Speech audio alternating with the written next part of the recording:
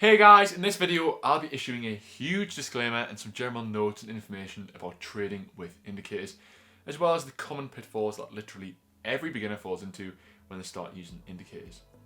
So before we head into today's video, make sure you smash that like button and be sure to subscribe to see more videos that are admittedly probably a little bit more interesting than this one. But hey ho, who said trading always had to be interesting anyway? So with all that waffle out the way, let's get into today's video.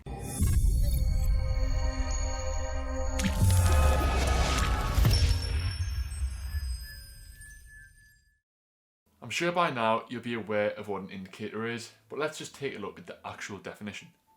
An indicator is simply a mathematical calculation that is portrayed on a graph depending on an instrument's price and or volume. This indicator can then be used to try and predict something in the future, such as the direction in which price is moving. The result of being used to try and predict future prices is very key. This is what attracts new traders to indicators, as they believe that the magic indicator will tell them whether or not to buy or sell something, and then the money will just simply start rolling in. However, as we all know, the reality is it's just not that simple, and we often see the misuse of indicators by beginners and as newer traders.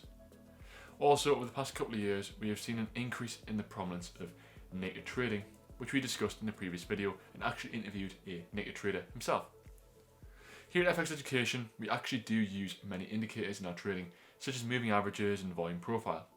However, we always must be aware of how to use indicators, and you can't be sucked into the trap of relying solely on one indicator and getting a little tunnel vision. Instead, you should always be using your indicators as a confluence alongside other tools in your trading toolbox, so you build a well-rounded trading strategy. If you don't, you need to apply your market blinkers, avoiding everything that goes against you and disregarding fundamental principles like price action and higher time confirmations. As you dive deeper into indicators, you need to be extremely aware of how your trading is affected when you add these indicators.